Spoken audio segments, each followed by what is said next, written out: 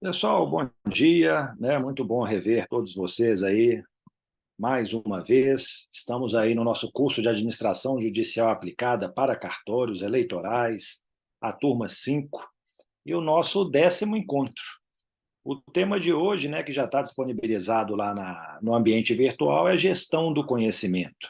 Vai ser um tema aí que eu acho que tem sua relevância. E não só isso, gestão de competências também. Vamos falar um pouquinho sobre protagonismo. Então, aí são os slides, a nossa agenda, né, de sempre, onde que estamos, as estrelas do dia, os conceitos que serão tratados e os voluntários aí para a próxima semana. Pessoal, aqui, avançamos bastante, né? Já estamos aqui na 10ª reunião, dia 8 de novembro. Teremos mais uma reunião, né, só entre a gente no dia 15 de novembro.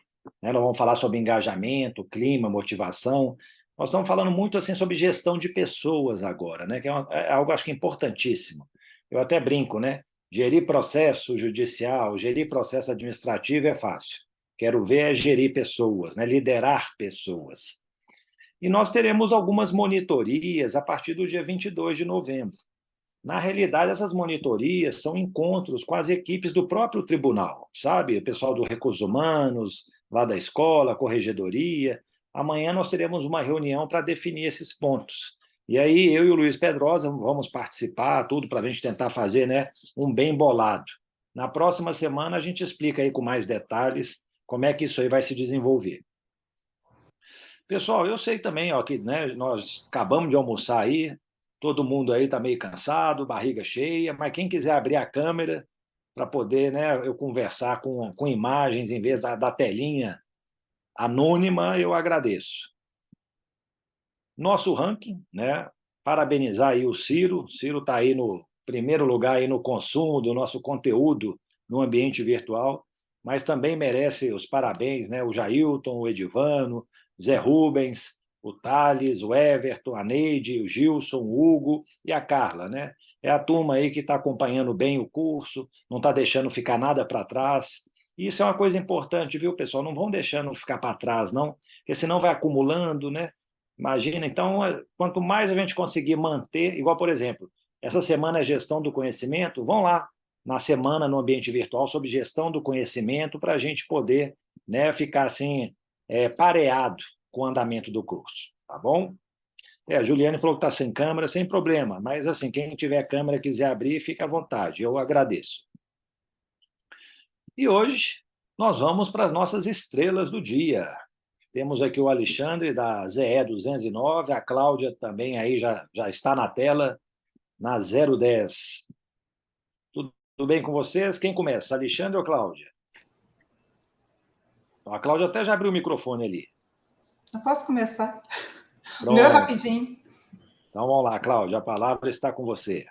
Boa tarde a todas e a todos. Estava até pensando, doutor Carlos, que aqui na Justiça Eleitoral não é estrela do dia, não, é estrela todo dia. Porque a gente, para fazer acontecer a eleição aqui, a gente faz milagre. Com É muitos isso mesmo, o recursos. Eu espírito estava é pensando, falei, esse. gente, nós somos a estrela todo dia, sem falsa modéstia. Isso mesmo, esse é o espírito. O que eu queria compartilhar com vocês é um projeto que a gente realiza aqui na nossa zona eleitoral desde 2018, que a gente faz um trabalho com os eleitores que têm deficiência intelectual. Desde a minha primeira eleição, eu reparei que os eleitores que têm deficiência intelectual, eles apresentavam um pouco de dificuldade na hora de votar. Demorava, às vezes tinham medo da urna eletrônica, ficavam muitos minutos olhando, era no comecinho, não estava regulamentado que as pessoas tinham direito ao acompanhante. Então, eu falei, vamos começar a trabalhar com esse público. Então, a gente aqui fez uma parceria com a APAI e com o CAPS, que é o Centro de Atenção Psicossocial. A gente passou várias orientações para a psicopedagoga, para os psicólogos, e eles nos ajudaram a trabalhar com esse público. E o resultado foi excelente. Então, esse pessoal parou de dar problema, começou a render demais, a gente não tem problema em fila por causa disso. Então, e é muito Beleza. gratificante, porque é um pessoal que a Sim. gente chega, na hora que a gente vai fazer a apresentação, leva a urna, eles se sentem empoderados, eles ficam realizados, ficam muito felizes, e para a gente também é muito gratificante, porque justiça eleitoral, a gente tem muito acesso à cidadania, à população. Então, é muito legal esse trabalho que a gente faz aqui. Tá. Ana Brasil, eu Ô, nem tenho Cláudia, muito. não, aqui só um instantinho. Vamos, Hum. pode ir falando, é porque a Ana acabou que ela caiu aqui, eu vou voltar à apresentação, ela me enviou, eu só estou baixando a sua apresentação para poder voltar a exibir. Só um Não, e, na instantinho. verdade, esse projeto nosso, eu não tenho nem muito o que falar dele. Eu queria mais era compartilhar que a gente faz aqui para inspirar outras zonas eleitorais. E como que é? Isso, Porque eu fiz o slide, na verdade, para ter um material por escrito. sim. Sabe, o slide nem é tão importante para a apresentação, não. Se quiser até compartilhar com os outros colegas, depois colocar no curso. Tá, então eu vou colocar lá no grupo, mas deixa isso só terminar de abrir aqui que Quer que eu tente compartilhar ele? tá, você está aberto aí ou não? Tá. Tá, eu só não sei Não, você, compartilhar. eu estou só abrindo aqui também, a Ah, não, questão não, então de. tá, porque eu falei, eu sou zero informática. Não, ele está abrindo aqui, é só o prazo mesmo de. Pronto, aqui abriu. Deixa eu compartilhar. Opa, vamos lá. Opa, não é esse não. É este aqui. Oi. Estão vendo? Sim, parece para mim. Então tá. Pode passar? Pode passar. É isso que eu já falei, né? Que a gente observou que as pessoas com deficiência intelectual elas tinham um pouco mais de dificuldade para votar. Porque a gente que trabalha com a urna eletrônica todo dia, para a gente não tem segredo. Mas para às vezes uma pessoa que tem mais idade, que tem alguma dificuldade, até a deficiência intelectual, é um equipamento eletrônico que elas não dominam. Então, quando a gente faz o treinamento de eleitor com essas pessoas com a urna eletrônica, elas perdem o medo, elas põem, é só isso. Na hora que eles vão fazer o treinamento, eles põem a mãozinha lá, é só isso. Eu falo, sim, é só isso. Então, assim, É. eles tendo previsibilidade, fica muito mais fácil lidar. Aí pode passar, por favor. Aí aqui eu descrevi o que a gente faz, sabe? E, na verdade, o treinamento que a gente passa para eles é o treinamento para qualquer eleitor. Então, a gente só toma cuidado de usar a linguagem que eles entendam. E quem faz isso para a gente é a psicopedagoga e a psicóloga. Porque a gente não tem treinamento, né? Pelo menos o servidor comum não tem um treinamento para lidar com pessoa com deficiência intelectual. Então, aí a gente usa a pessoa da outra instituição, a gente faz essa parceria. E é tudo grátis, então a justiça eleitoral não tem custo nenhum. Tá vendo assim, a gente faz o treinamento de urna, a gente usa o material que o TSE mesmo elabora, a gente não faz nenhum material à parte. A colinha é a colinha do TRE mesmo, impressa. A gente não faz nada específico para eles. A apresentação de documento. Pode passar, por favor, doutor Carlos. Então, em relação ao uso do celular, eles têm muito apego com os bens deles. Então, deixar o celular, não entrar com o celular na cabine, para eles era um pouco mais difícil. Então, a gente frisa bem, a psicopedagoga frisa bem com o pessoal que não pode levar celular. A questão do acompanhante, que às vezes, infelizmente, aqui cidade é muito pequenininha, a questão política é bem acirrada. Então, às vezes, a pessoa usa muito a PAI para poder fazer propaganda política. Então, a gente deixa bem orientados os responsáveis legais, que quem pode acompanhar são só os responsáveis, uma pessoa de confiança, que não é um partido político, não é uma pessoa para se promover em cima da APAI. Que mais as facilidades da urna eletrônica, a transferência de fácil acesso, que tem muitas pessoas que têm deficiência física também, sabe? Então, a gente fala que para botar em sessão de fácil acesso, para não ter dificuldade no dia. Pode passar, por favor. E a gente também faz um trabalho com eles, os direitos que eles têm em anos não eleitorais, né? Sobre a quitação por prazo indeterminado, né? Seja de quitação por prazo indeterminado, a gente orienta quais são os documentos necessários para eles fazerem um requerimento. A gente conversa mais com os responsáveis legais. Isso é ótimo, porque na hora que eles vêm ao cartório, está tudo certinho. Não vem nada faltando. A própria PAI ajuda a organizar os documentos, já vem até grampeado, bonitinho, só dá na nossa mão. A gente só tem o trabalho de escanear e colocar no sistema, sabe? Então, facilita demais. Porque quando eles vêm no cartório, eles vêm às vezes nervosos, é um dia que eles estão com algum problema, está mais complexo, né? Às vezes a pessoa tem esquizofrenia, a gente atendeu pessoas esquizofrênicas, a gente está no meio de uma crise aqui no cartório. Então, quando a pessoa vem, ela já vem mais calma, vem orientado, o responsável legal está orientado, então flui tudo muito bem. Pode passar, por favor. Isso aí é a parceria, né, que a gente faz, que é uma ideia que eu deixo para os outros colegas, que o cartório não fica sobrecarregado, porque a gente passa orientação mais para os órgãos, outros órgãos, e eles conseguem passar a informação. E é um jeito também da justiça eleitoral se aproximar da população, né? Ainda mais igual o ano passado, que foi uma eleição muito complicada, muito polarizada, então a gente mostrar que a justiça eleitoral está à disposição, está ali, é bem legal, bem legal. Aí pode passar, por favor. E isso a gente também conversa com os mesários, porque os direitos que eles têm a gente deixa bem claro com os mesários também saberem lidar com os eleitores e as eleitoras que têm deficiência intelectual. Pode passar, por favor. E o empoderamento, né? Porque na hora que a gente vai lá dar o treinamento, que eles se sentem, eles ficam muito felizes, vocês não têm ideia, que eles conseguem votar, eles se aplaudem. Então, para eles é uma coisa muito importante. Para a gente parece, pô, tá indo só votar, a gente está só levando uma urna, só um treinamento pequeno, mas para outra pessoa que está recebendo o treinamento, nossa, é muito importante, é muito importante. Nossa, vocês não têm ideia tanto que os meninos ficam animados. Aí pode passar, por favor. Aí aqui eu só coloquei a previsão legal, porque até muitos colegas acham que pessoas que têm deficiência intelectual não podem ser eleitoras. Eu já escutei muitos colegas falando que quando a pessoa que tem deficiência intelectual procura o cartório, já vai fazendo já a certidão de quitação por prazo determinado, ao invés de fazer o alistamento eleitoral. E não é o certo. O Estatuto da Pessoa com Deficiência, depois que teve a alteração, a pessoa que tem deficiência intelectual, ela é eleitora, ela pode votar. Então, a gente só não vai fazer a inscrição, o alistamento eleitoral dessa pessoa em um caso gravíssimo, quando a pessoa não expressa sua vontade de jeito nenhum. Mas o mínimo que ela consiga expressar a sua vontade, ela tem direito de ser eleitora, sim. Então, a gente até aqui dos cartórios tem que tomar muito cuidado com isso. Então, a gente não fazer o alistamento eleitoral em último dos últimos dos casos. Aí até coloquei o...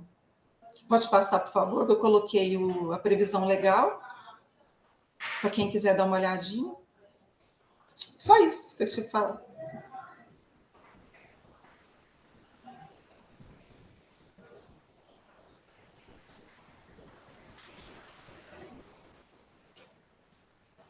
Só isso, mas foi demais, Cláudio. Excelente. Não, nossa, gente, é, é tão gratificante participar de um curso desse, que a gente vê tantas iniciativas boas, né? O problema é que que eu noto, e nós temos que resolver isso, é que é coisa muito parcelar, sabe? É muito pouco. Você faz isso aí, Cláudia. Todas as zonas de Minas estão fazendo? Eu acho que Muitas deveria ser uma fazem, medida. muitas, mas É, muitas fazem, muitas fazem. é, porque eu Até acho que legal, deveria ser uma. É, não esse é? Isso nosso aí tinha que ser uma projeto até coisa. recebeu um prêmio no TSE. Agora, em setembro, a gente até foi lá no TSE receber um prêmio da Corregedoria por ter feito esse trabalho. É, Aí depois que a gente merecidíssimo. divulgou esse trabalho, muitas zonas falaram, a gente faz também. Eu falei, pô, gente, então se inscreve, mostra o trabalho, fala que faz, divulga.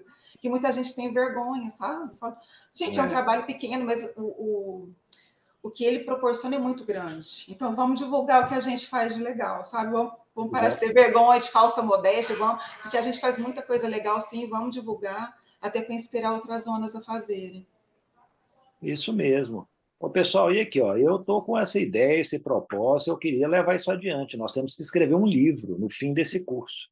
Um livro em que nós vamos colocar essa boa prática da Cláudia, de várias apresentações que eu vi aqui, sabe? Vai dar um trabalhinho de botar no papel, mas bota no papel, assim. O PowerPoint, a Cláudia já colocou a essência. Um pouquinho de coisinha que ela já ajusta em forma de texto, pode ter imagens, pode ter foto, entendeu? Tipo assim, boas práticas implementadas na Justiça Eleitoral de Minas e distribuir isso para o Brasil, pessoal. E não só para o Brasil, para Minas também, para que todo mundo em Minas comece a fazer. Porque vocês não estão vendo todas as turmas fazendo apresentações. Eu estou, o Luiz também. Então a gente está vendo coisas assim excelentes, entendeu? Eu acho que na Viu, Cláudia? apresentação ficou faltando a última slide, eram umas fotos que eu pedi para a Ana Luísa Ah, é? colocar. Não. Então deixa eu colocar de novo aqui. Só um instante. Opa. Deixa eu ver se tem as fotos aqui. Não, aí tem mais a parte da legislação. Isso. Aí. Tá vendo? Ó, isso Isso aí é a mesmo. Vanessa, que é a que me ajuda a fazer. Agora ela está atendendo, ela não pôde participar, que está só eu e ela no cartório hoje. Aí ela não pôde me ajudar aqui na apresentação. Excelente. Ó, muito bom, Cláudia. Parabéns, viu? Ô, Obrigada. Cláudia, mas me explica uma coisa. Esse treinamento é feito previamente, não é isso? Ou Previamente. ela... Eu faço esse treinamento Isso, em anos eleitorais, em anos eleitorais. isso. E aí, como é que funciona isso? Assim, o local desse treinamento? É na PAI. Na PAI, A isso. Aí gente você se leva a urna desloca para a na. PAI. Isso, nós nos deslocamos para a PAI. E no Tá, CAPES, né? A gente faz na PAI e no CAPES, que é o da tá. prefeitura. E quantas pessoas, assim, que você atende lá na PAI e no CAPS? Na PAI são 30 alunos, nós atendemos os 30 É, alunos. Mesmo os que não são eleitores, a gente leva para o treinamento. leva. Só as Ah, pessoas que tá. têm muita dificuldade, que têm um problema muito grave, que não participam, que aí a psicopedagoga não deixa participar. Mas todos aqueles que têm condição participam. E no CAPS são menos pessoas, sabe? No CAPS são cerca de Sim, 10, 20 pessoas. Aí é mais fracionado. No tá. CAPS é um E trabalho acaba, mais picado. isso, e acaba que agora você está craque em também orientar o pessoal, né? Sim, a gente É, se adapta à linguagem deles, que eles é, entendem, sabe? A gente vira amigo, vê na rua, é. abraça. Eles se E eu sentem fico, muito seguros com a gente. que ótimo. E eu fico É muito pensando o legal. seguinte, o pessoal, eles assim, aparece eleitores lá, portador, pessoa com deficiência que não tenha participado do treinamento? Tem, porque a gente Tem. só vai nas instituições. Aqueles que Isso. não estão no CAPES e nem na PAI vão. Sim, Mas eles eu imagino que o vão participar do preparo seu e treinamento. dos mesários deve ser melhor. Você passa isso no treinamento para os mesários? Sim, passo. A gente Sim, deixa né? muito bem orientado.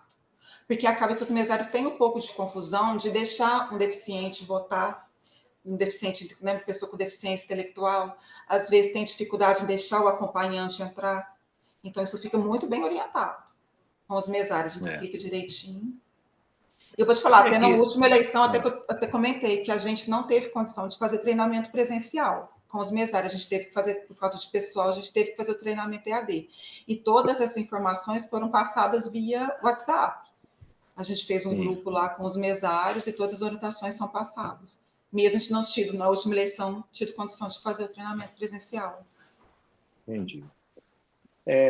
E uma última pergunta, o que eu ia falar, pessoal? Ai, vixe, me fugiu agora. Ah, não, a questão da urna. É ignorância da minha parte, mas a urna ela já vem com todo esse preparo assim para Libras e Vem, prontinho, prontinho. Não é a gente que mas faz, não. todas as urnas ou não? São Todas, urnas todas. todas Não, as urnas. todas vêm. Agora E o já que tem. elas vêm assim para E as pessoas com deficiência? O que ela agora tem o intérprete de ah, Libras, que tem falando quais são os números dos candidatos, tem o fone de ouvido e tem a tecla em braille. em Que eu me braille? lembro só isso agora, Entendi. se eu esqueci alguma coisa, algum colega quiser completar, que eu estou lembrada, são essas as funcionalidades. Excelente. Ó, Cláudia, parabéns pelo trabalho, viu? Obrigada. Pensa nisso. Nós vamos botar isso aí num livro. Vai ser um Vamos. capítulo de um livro, viu? No Não, final dos cursos, no curso, nós vamos convidar todo mundo que queira participar para poder fazer aí uma obra que vai ser uma referência, é. tá E bom? eu já trabalhei na justiça estadual. Então, eu Hum, vejo tudo que você fala assim de gestão dos processos, alguma coisa assim, a gente usa muito na justiça estadual. Falar que na justiça é, eleitoral, às vezes essa gestão da eleição é uma coisa mais complexa do que do processo em si para a gente. sim, não, é diferente, sem dúvida nenhuma, né? Mas uma coisinha ou outra a gente consegue, né, tentar fazer uma Não, consegue sim. adaptação. Não, A ideia consegue é sim. essa, né? Consegue sim. É.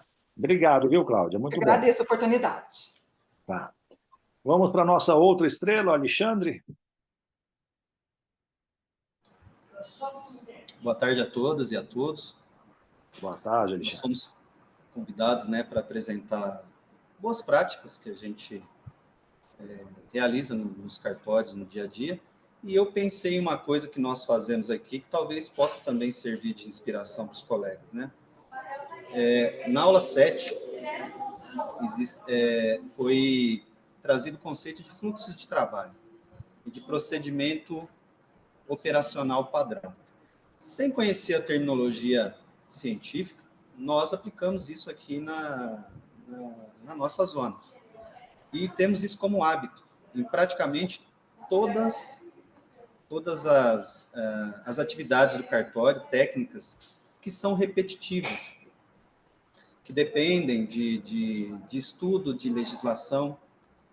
Então, eu trouxe como exemplo aqui quatro fluxos de trabalho que nós realizamos. E o que eu posso dizer a respeito desses fluxos? Por que nós achamos importante fazer esse trabalho? Pode parecer, quando nós mostrarmos, que é trabalhoso fazer, e é mesmo. Só que o custo-benefício mais que compensa o trabalho inicial, porque a gente faz uma vez só, e depois trabalha em cima do modelo feito. Então, um fluxo de trabalho que é feito para uma eleição, como eu vou mostrar aqui o cronograma que nós fizemos para a eleição de 2022, a base está pronta. Quando vem a resolução quando virar, né, a resolução de 2024, nós trabalhamos em cima daquela base pronta. E o trabalho é feito, então, uma vez só. Eu vou compartilhar a tela aqui.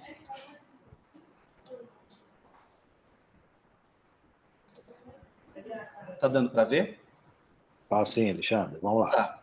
Então, é uma coisa simples, mas que, para nós, funciona muito bem. Nós montamos um fluxo de trabalho de rotinas administrativas. Então, o que nós temos que fazer diariamente, isso daqui é a rotina de novembro, eu fiz umas marcações aqui só para mostrar como é que a gente trabalha, é só para exemplificar.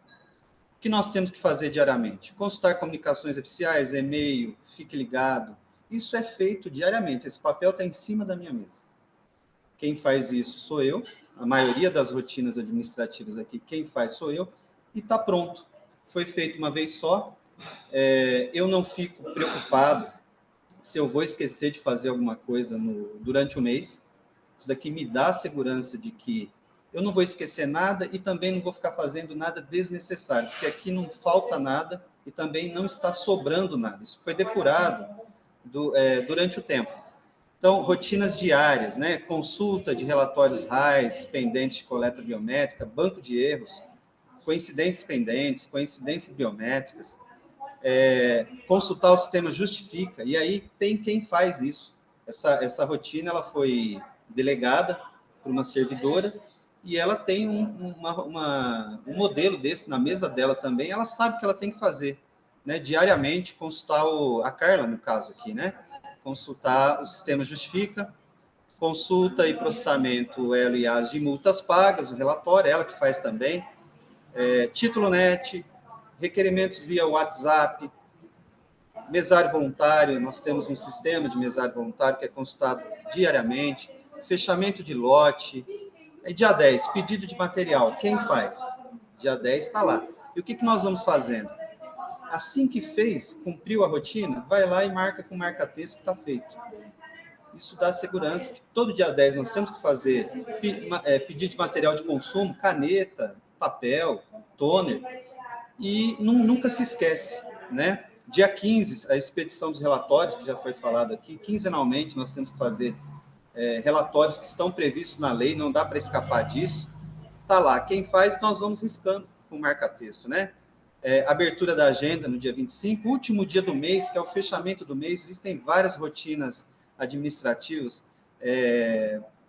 fechamento de ponto de requisitados, os relatórios novamente, atestações várias de serviços postais, de sessão onerosa, nós arquivamos os RAIs, enfim, essas são as rotinas administrativas. Isso me dá muita segurança para trabalhar. Eu nunca esqueci de nada que deveria ser feito, nunca sou pego de surpresa e nunca trabalho no improviso. Isso daqui dá muita segurança, é um norte que faz com que a energia, que eu não me preocupe com isso, a energia que eu gastaria tentando lembrar dessas coisas, eu utilizo em outra atividade. Isso é para a rotina administrativa, nós temos outros. Esse é um exemplo. Um exemplo de eleição. Fechado o cadastro nacional de eleitores em maio, começo de maio, nós nos reunimos, para estudar coletivamente. Todos param na zona eleitoral, desde do estagiário até os requisitados, colaboradores, servidores param, e nós fazemos um trabalho de estudo coletivo. 1 hora por dia a gente vai estudar a resolução dos atos preparatórios, que quem trabalha sabe, é a resolução, é a receita de bolo das eleições, está ali tudo que é necessário fazer, inclusive do ponto de vista jurídico, editais, audiências públicas, prazos, as solenidades, as formalidades que têm que ser cumpridas sob pena de nulidade. Essa resolução é estudada inteira, artigo por artigo, coletivamente. Nós separamos aí 1 hora por dia, ficamos 10 dias estudando isso, todo mundo sabe o que tem que fazer, e ao estudar, a gente vai montando um cronograma com datas, e esse cronograma é montado na ordem em que as datas aparecem. Então, aqui, ó, fechamento do cadastro. 4 de maio. Depois vem importação no sistema das mesas para o sistema convocação, maio. Vem vindo, agregação, junta apuradora, armazenamento de urnas, locais de votação, comissão de transporte, requisição de veículos, e vem vindo. Nós vamos anotando também com marca-texto. Cada um dos servidores, dos estagiários, fica com uma dessa na mesa. E assim que cada um cumpre uma dessas funções, vai avisando para os outros marcarem. Então, todos esses cronogramas vão sendo marcados com marca-texto. Todo mundo sabe o que está acontecendo, em que momento está acontecendo, e está vendo a progressão das eleições acontecendo nesse papel. Então, ele vai desde o começo, né, convocação de mesários. E que técnica que a gente usa? Os prazos, as datas, todas as solenidades que têm prazo, são colocados em destaque. Audiência pública e edital, que são formalidades que podem causar nulidade, também são colocados em destaque. Então, nós nunca esquecemos de publicar um edital que está previsto lá na legislação. Nunca aconteceu. Nunca aconteceu também de se esquecer algo que gerasse algum tipo de discussão jurídica na eleição. Isso daqui é um norte. Por que é bom? Dá um norte, dá uma sensação de começo, meio e fim.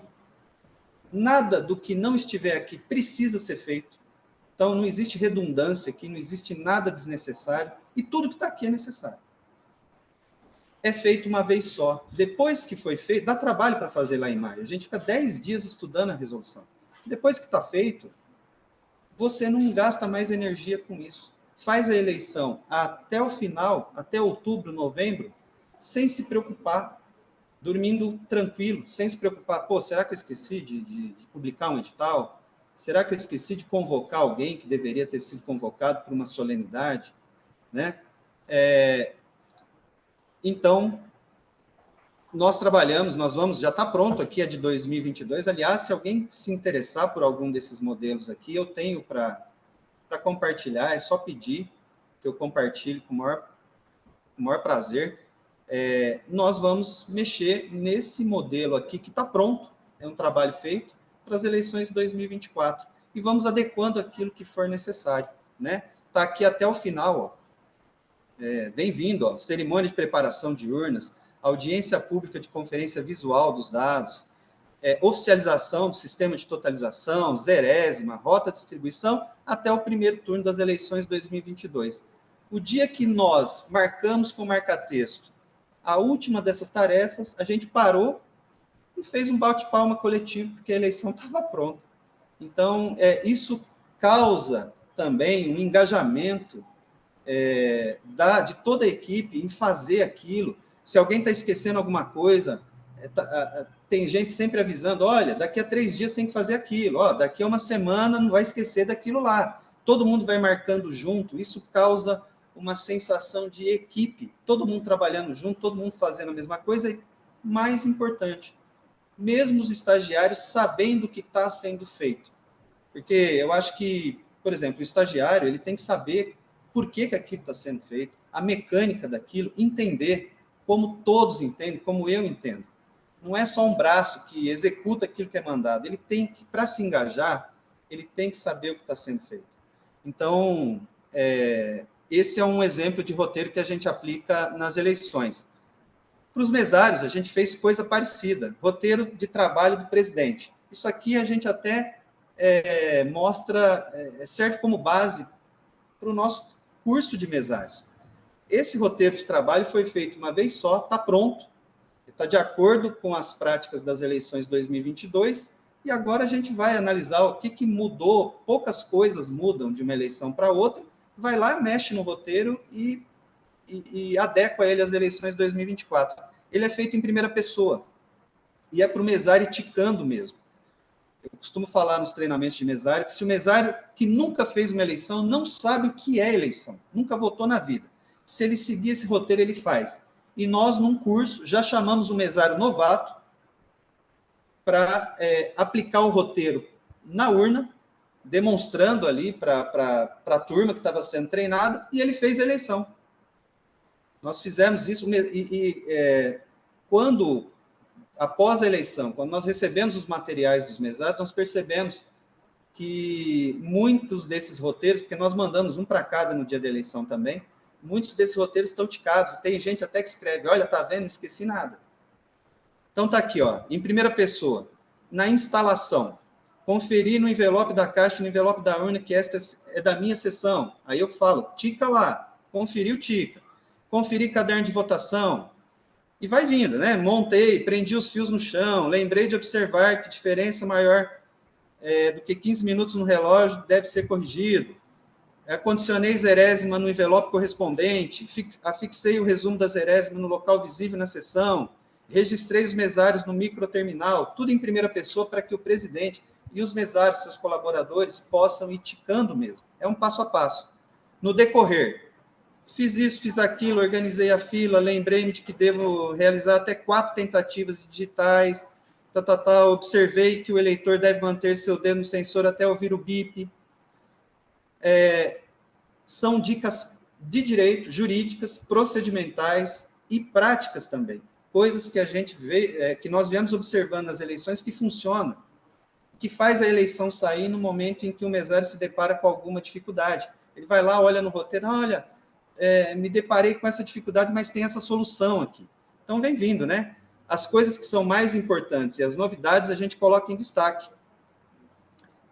Importante, por exemplo, aqui no decorrer, a partir dessa eleição, o mesário vai acompanhar em tempo real no seu terminal para qual cargo o eleitor está votando naquele momento, né? Deve o mesário auxiliar o eleitor a concluir sua votação sem intervir em sua vontade, sem orientá-lo, influenciá-lo a votar em branco ou nulo. Porque tinha gente já falando que ia fazer isso. Então, por que está em destaque isso aqui? Porque foi uma inovação na eleição passada, né? Isso daqui, nessa eleição 2024, talvez saia de destaque, porque já não é mais uma inovação, e venham os destaques para as eleições de 2024. E no encerramento, como encerrar uma votação. Observei às 17 horas no horário da urna se ainda havia eleitores na fila para votar, vem vindo, né? Lembrei-me de registrar novamente todos os mesários que trabalham no dia da eleição. Descendo aqui, lembrei-me de não destacar os comprovantes de votação dos faltantes. Isso dá trabalho, está pronto, deu trabalho para fazer. Mas, por exemplo, evita que nós tenhamos que corrigir falhas e trabalhar no improviso depois, apagando incêndios, por coisas erradas que os mesários fizeram, que nós mesmos fizemos, por falta de norte, que está escrito aqui. Poucos mesários erram em instalação de sessão, em fluxo de votação e encerramento, se seguirem esse passo a passo aqui. Nós diminuímos muito o nosso trabalho depois de ficar organizando caderno, de ficar organizando como uma urna é colocada na caixa. Está aqui pronto para o mesário ver, né? Olha aqui, ó. Vejo, lembrei-me de não guardar a pasta na caixa da urna, vejo que tenho nas mãos separados o envelope ao presidente da junta, a pasta, a caixa da urna e a cabina, né? Então, está tudo explicadinho como é que ele tem que fazer. E, por último, aqui, por exemplo, na eleição, nós enxergamos a eleição como um quebra-cabeça, que tem seus módulos. Então, nosso trabalho é ir realizando executando esses módulos e juntando eles ao final para que tudo funcione em sincronia, em sinergia. Então, tem módulo de mesários, módulo de comissão de transporte, módulo de locais de votação, junta apuradora, comissão de acessibilidade, comissão de segurança. Para cada um desses módulos, nós montamos um processo no SEI e delegamos tarefas. Olha, você vai cuidar de todo o procedimento de comissão de transporte, por exemplo. Todos os documentos da comissão de transporte vão sendo juntados naquele processo SEI específico de eleição. E todos lá vão acompanhando o que está sendo feito. Todos esses processos nós já montamos ali, depois que nós fizemos esse estudo inicial ali em maio, montamos já os processos e montamos os fluxos de trabalho de cada um desses módulos. O que tem que ser feito para cada módulo. Como que a pessoa que está cuidando de comissão de transporte vai fazer para elaborar ofícios e entregar esses ofícios? Vai ser por AR? Vai ser por e-mail? Quantos dias nós vamos esperar? Quando que isso vai ser feito? A partir das respostas desses ofícios, o que é que nós vamos fazer? Qual vai ser o tamanho da nossa comissão de transporte? Quantos veículos precisamos? Quais são as rotas que vão de zona rural que vão ocorrer? Diagnósticos, resultados. Tudo isso é feito num fluxo de trabalho já prévio e depois a gente só executa. Não precisa pensar durante a execução. O pensamento, a elaboração do fluxo de trabalho já foi feita lá no início, foi feito uma vez só. E já foi feito em eleições passadas, a gente usa a mesma base. Agora, na eleição 2024, eu pego o processo de comissão de transporte da eleição 2022, todos os modelos estão lá prontos, o fluxo de trabalho está lá, a gente só vai adequando.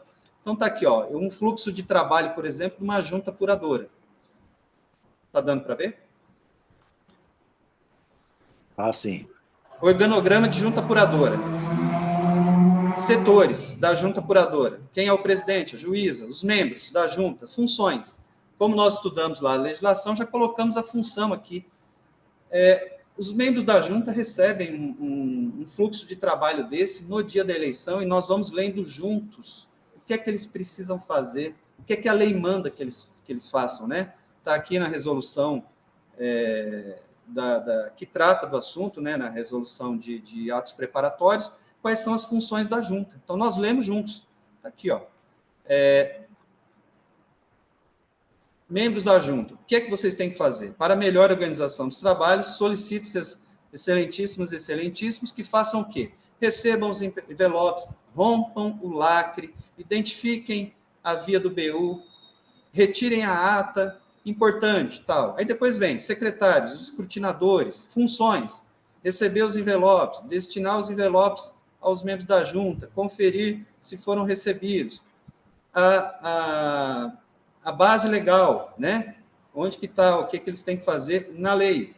Transmissão de dados, quem fará? Quem são as pessoas que vão fazer?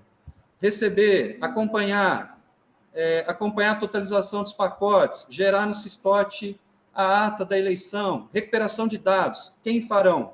As funções dos recuperadores de dados. Controle de acesso, até no local da junta, nós tínhamos lá um servidor para controlar acesso. Controlar acesso, livre circulação, cadastrar fiscais, toda a base legal de cadastramento de fiscais, quem pode entrar na junta, quanto tem que ficar, 1 metro, 2 metros, tal, tá lá. Publicação de BUs, quem vai fazer, o que tem que fazer, a base legal, né? Até o final, tem até o copeiro aqui, ó. No final tem portaria, serviço de copa, quem vai fazer, o que tem que fazer. Então tá tudo aqui. Eu não penso no dia da eleição. Isso daqui está pronto, entregue para as pessoas e façam. Se tiver alguma dúvida, tire a dúvida, mas está tudo lá. Nós fazemos um briefing antes, todo mundo já sabe o que tem que fazer, todo mundo recebe um desse, e todo mundo aplica, só executa, não pensa. Então, nós nunca trabalhamos com improviso, apagando fogueira. É claro que, eventualmente, a vida nos traz algumas surpresas. E aí a gente canaliza a energia que está sobrando, porque nós não precisamos usar para fazer isso aqui que já está pronto, para essas coisas importantes, essas eventualidades, essas contingências importantes que mereçam nossa atenção. Mas a gente nunca esquece nada, nunca trabalha no improviso, nunca trabalha consertando aquilo que foi mal feito, porque tudo é feito previamente. Para finalizar, quem é que faz esse trabalho? A gente, quando há uma delegação de uma tarefa nova, a pessoa que é delegada, ela fica encarregada de montar esse fluxo de trabalho do que ela vai fazer e apresentar para os outros. Então, com prazo. Olha, foi elaborada uma rotina nova pelo tribunal. Nós lemos a legislação aplicável em grupo e já delegamos a tarefa. Quem que vai fazer isso aqui? É o estagiário. Ok. Então, você vai fazer o seguinte: monta como você vai fazer o trabalho, põe no papel, em formato de fluxo de trabalho, e quando estiver pronto, apresenta para todo mundo, para que todo mundo saiba fazer o que você vai fazer. Quanto tempo de prazo você precisa para fazer isso? Eu preciso de 1 semana, 10 dias. Ok. Tal dia você vai apresentar para o grupo o seu fluxo de trabalho para a gente criticar, ver se está beleza, se nós podemos aplicar, se tem alguma correção a fazer. Na data combinada, é feita uma apresentação para o grupo vai lá, aprende a fazer, critica, às vezes pede uma correção aqui, outra ali, e aí todo mundo sabe fazer o trabalho de todo mundo aplicando esses fluxos de trabalho. Quando você pede para o estagiário fazer um fluxo de trabalho, que a própria gestão do cartório vai aplicar, parabeniza, fala, está muito bem feito, parabéns, é isso que nós vamos fazer, e aí coloca como padrão para que todos façam, ele se sente tão importante como qualquer outra pessoa, porque ele está produzindo conhecimento, ele não está sendo apenas um braço que executa as coisas de maneira automática, né? Isso cria engajamento no grupo e faz com que todos saibam o que estão fazendo, não trabalhem no improviso, se sintam pertencentes àquele grupo como pessoas que produzem conhecimento e que entregam os resultados. Então, era isso que eu tinha para falar. Muito bom, Alexandre. Excelente. Aqui, ó, várias pessoas pedindo aí para você compartilhar. Pessoal, aqui, o lançamento do livro, Melhores Práticas da Justiça Eleitoral, em fevereiro. Isso aí vai constar lá do livro, vai ser um artigo que o Alexandre vai preparar. A Cláudia vai preparar o dela, a Maria Cláudia sobre o treinamento de mesário e tal. Então, nós vamos aí já nos organizar. A Ana vai começar a fazer contato com vocês para a gente fazer essa publicação. Eu fico pensando, Alexandre, várias pessoas aqui pedindo para compartilhar. E aquele servidor da Justiça Eleitoral em Tefé, lá no Amazonas, fazendo a eleição, ele não precisa saber disso, não? Precisa, pessoal. O Brasil todo precisa ter conhecimento dessas coisas, entendeu? Nós temos que divulgar, né? Tá certo, a Cláudia foi lá, recebeu um prêmio, tudo. Eu não sei, Cláudia, o TSE ele vai fazer uma publicação, divulga, ele fica no site, essa boa prática, ou não, foi a premiação mesmo? Não, tem um site de boas práticas, que eu acho que o site não está pronto ainda. Não, o site de boas práticas está pronto. Só que eu acho que todas as práticas ainda não foram incluídas. Jóia. Não, mas beleza, tem lá no TSE, mas nós não vamos concorrer, não. Nós vamos complementar. Né? Nós vamos trazer aí publicações, pode ser um e-book, podem ser livros impressos, né? Ô, Alexandre, o pessoal, ó, se quiser compartilhar isso aí lá no grupo de WhatsApp com a turma toda, né? Acho que vai ser muito bem-vindo. Né? Parabéns aí. Sim. E uma coisa que você fez, né, Alexandre? Planejamento total, né? Se você planeja bem demais, a execução é muito fácil. Hoje mesmo eu estava respondendo uma colega lá, ela falou, surge tantos imprevistos, intercorrências na eleição, é coisa do TSE, não sei o quê, tal. O planejamento nosso, às vezes, não dá para executar. Eu falei, mas é mais fácil enfrentar uma eleição planejada do que sem planejamento. Né? Fui eu que fiz o comentário. Né, isso. Que a gente passa. Eu até fiquei com medo de escrever, falei, gente, não vou nem escrever tudo que acontece, não. Mas simplesmente assim, tem hora que material não chega. É véspera de eleição e a gente não tem material, a gente fica louco. Eu falo, meu Deus.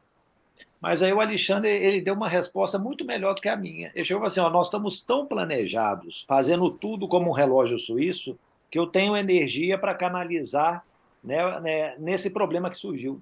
Exatamente isso. Muito bom. Pessoal, Alexandre, parabéns aí, né? Gostei muito aí dos seus roteiros, do Obrigado. fluxograma e tal. Isso aí vai ser, acho que, muito útil para todos. Parabéns, excelentes apresentações, pessoal. Cláudia também, igualmente. Deixa eu voltar então aqui. Nossas estrelas do dia, Alexandre e Cláudia, missão cumprida. Vamos agora falar um pouquinho sobre conceitos. Eu acho ótimo, por isso que é bom a gente começar as aulas com as apresentações. Eu acho que eu vou fazer tanta referência às apresentações de vocês, porque o que vocês falaram aí tem muito a ver com essa questão da gestão do conhecimento, pessoal. Então, vamos lá. Pessoal, como é que se divide o trabalho na zona eleitoral?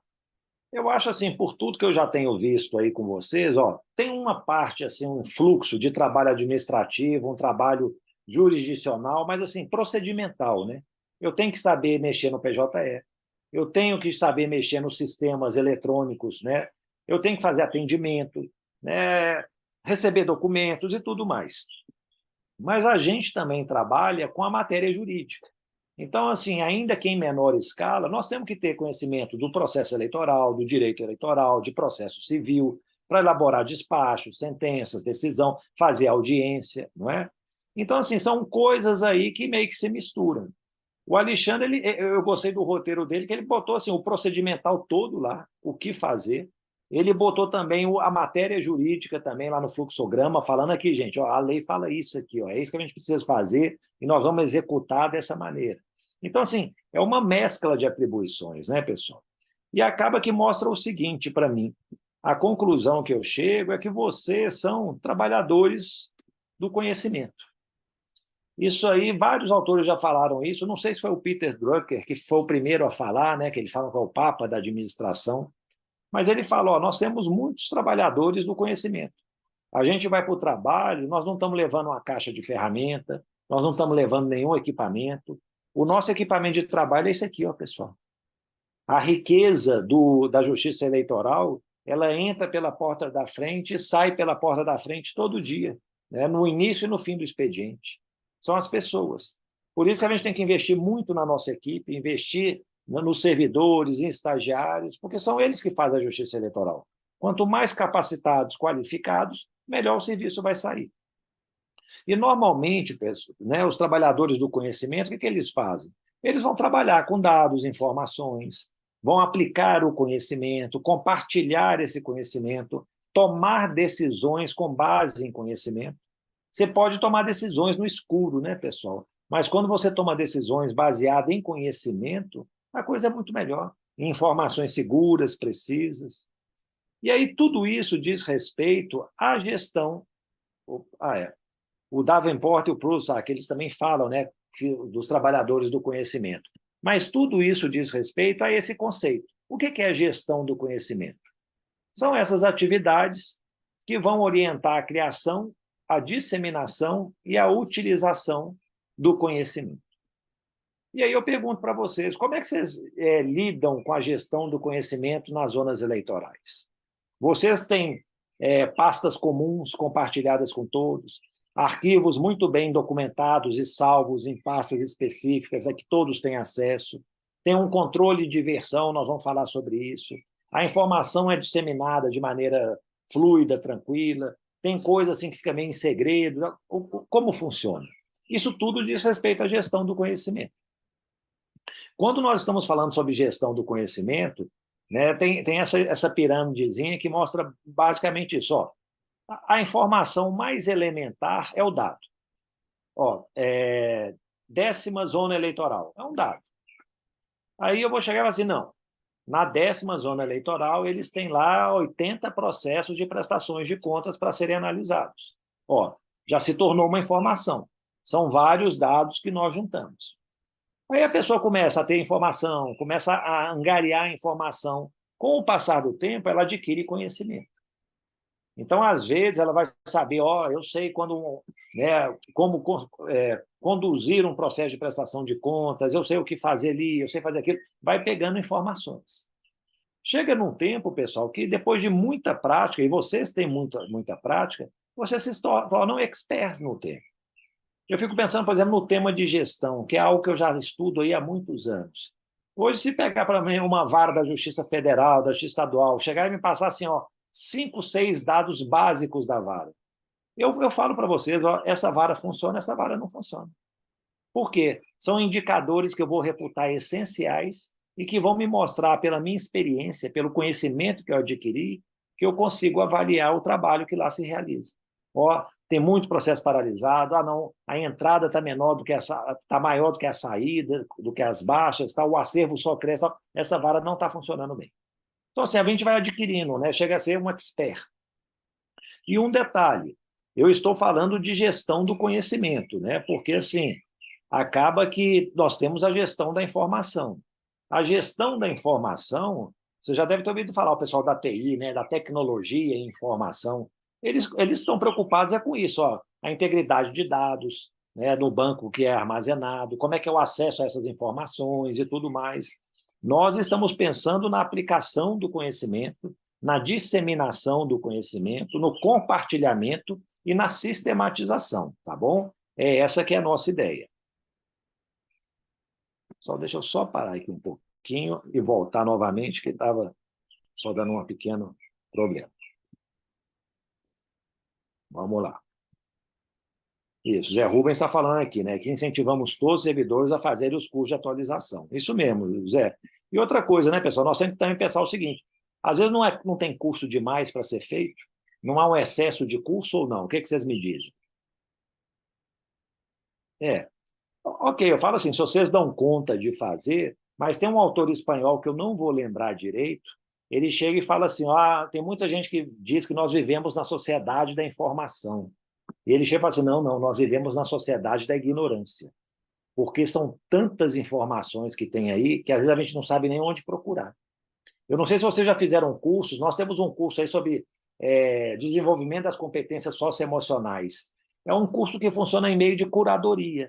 É uma professora excelente, a Lúlia, que ela vai chegando e fala assim, aqui, ó, leia isso, assista esse vídeo, veja esse filme, faça tal. Ela vai selecionando as coisas que são muito úteis para o objetivo do curso, entendeu? Porque, assim, é informação demais que nós temos. Então, nós temos que saber selecionar isso, ver realmente aquilo que tem valor, né, para poder realmente aplicar. O Zé Rubens está falando aqui, estamos abarrotados e a Ilka está concordando. Mas vamos em frente, né? Fazer o quê? Não deixa de ser também tem o seu lado positivo, né? Se vocês conseguem aproveitar o curso, é mais conhecimento que se adquire. Pessoal, vou ter que descompartilhar de novo. Vocês têm vários livros aí no cartório, não tem? Eu coloquei este aqui, eu vou ter que reduzir aqui, pronto, agora eu coloco de novo. Eu coloquei esse livro de protocolo geral, né, que, na verdade, ele funciona em termos de contingência, né, pessoal? É só quando realmente, né, o PJE tá fora do ar, aí vai usar. Tem gente que nem utiliza isso. Mas eu queria fazer um pequeno, não é uma brincadeira, não, um pequeno compartilhamento aqui com vocês da seguinte forma. A Cláudia falou, a maioria desnecessários. Mas vamos lá.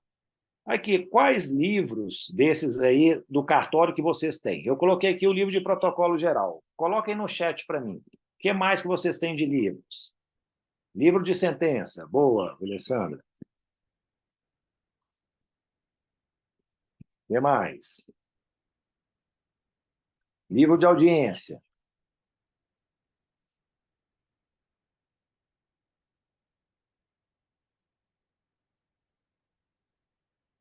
Livro de termo de exercício, não é termo de exercício e posse, não é isso?